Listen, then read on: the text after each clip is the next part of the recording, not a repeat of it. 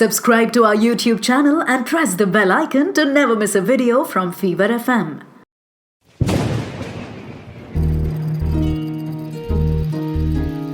बूंदों से बातें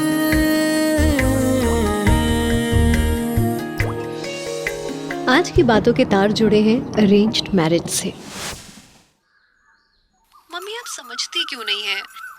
मैं भी शादी नहीं करना चाहती हूँ। अरे बेटा, अब नहीं करेगी तो कब करेगी? लड़के से मिल ले, तुझे पसंद नहीं आएगा तो जबरदस्ती थोड़ी ना करेंगे शादी।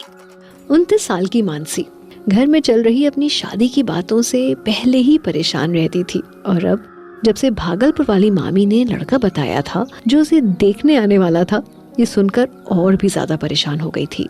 2 भाइयों के बाद पैदा होने की वजह से पापा की लाडली थी वो। बचपन से ही हर जिद उसकी पूरी की पापा ने। उसने कहा स्केटिंग सीखना है तो कोच बुला दिया। 12th के बाद बोली फैशन डिजाइनिंग का कोर्स करेगी तो दिल्ली भेज दिया। अब जब शादी की बात आई तो पापा उसकी जिद मानने से थोड़ा पीछे हटने लगे।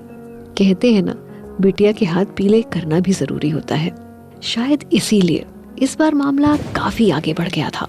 खैर, जैसे तपती गर्मी में बारिश की ठंडी पहली बूंद के साथ सुकून का इंतजार खत्म होता है, वैसे ही लंबे समय से मानसी की शादी का इंतजार भी खत्म होता दिख रहा था। पूरी फैमिली लड़के वालों के स्वागत में जुट गई। हर मिडिल क्लास घर की तरह सबसे पहले दरवाजे और खिड़कियों के पर्दे बदले गए। मेजपोश और सोफा कवर भी नए लगा दिए। नाश्ते में शहर के सबसे मशहूर हलवाई की नमकीन और मिठाई मंगवाई गई, और चटक रानी कलर के सलवार सूट में तैयार थी हमारी मानसी। माँ, ये सब थोड़ा ज्यादा नहीं हो रहा? लड़का सिर्फ देखने आ रहा है, शादी करने नहीं। मानसी ने मुंह बनाते हुए अपनी माँ से कहा। उसके चेहरे से साफ दिख रहा था कि उसका जवाब पहले से ना है।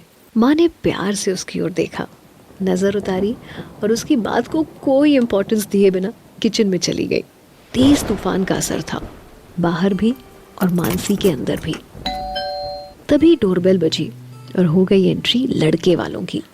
थोड़ी ही देर में चाची जी आई और हिंदी फिल्मों की तरह उसके हाथ में चाय की ट्रे थमाते हुए बाहर आने को बोली। वो पलकें नीचे झुकाकर शर्मीली लड़कियों की तरह फर्स्ट क्लास एक्टिंग करते हुए कमरे से बाहर हॉल में आ गई।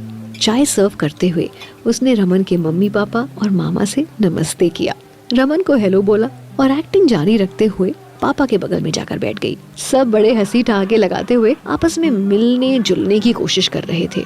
रमन चुपचाप बार बार मानसी को देख रहा था। अब बारी आई लड़का और लड़की को अकेले में बातें करने के लिए बाहर भेजने की, लेकिन बाहर तो बारिश शुरू हो गई थी, तो माँ ने उन दोनों को उसके रूम में भेज दिया। एक दूसरे से आंखें चुराते हुए मानसी और रमन रूम में आए और मानसी ने उसे बालकनी के पास पड़े झूले पर बैठने का इशारा किया। पहली बारिश थी, इसीलिए हवा थोड़ी ज्यादा तेज थी। मानसी ने सोचा कि वो रमन को सब कुछ सच बोल दे और कह दे कि अभी उसे शादी नहीं करनी है, उसके कुछ सपने हैं, बुटीक खोलना है, अपना बिजनेस करना है। जब तक वो ये बोलने की हिम्मत जुटा पाती, तब तक रमन अपना गला साफ करते हुए बोला, आपने फैशन डिजाइनिंग की है ना? मैंने आपकी प्रोफाइल में काफी डिजाइन्स देखे, बहुत अच्छे हैं। मुझे तो इतनी नॉलेज नहीं है, धीरे धीरे सब समझ लूंगा। आपने आगे क्या सोचा है? ये सुनकर मानसी कुछ देर खड़ी रह गई, मानो ठंडी बौछारों के साथ रमन की ये बातें उसके मन को छूने लगी हो, और उसने एक के बाद एक अपने सारे सपने रमन के सामने रखने शुरू कर दिए। आज मानसी के पास अपना बुटीक है और रमन भी। इस कहानी को लिखा है वर्तिका ने, मिक्स किया है अंकित ने, और आवाज मेरी यानी पूजा की है।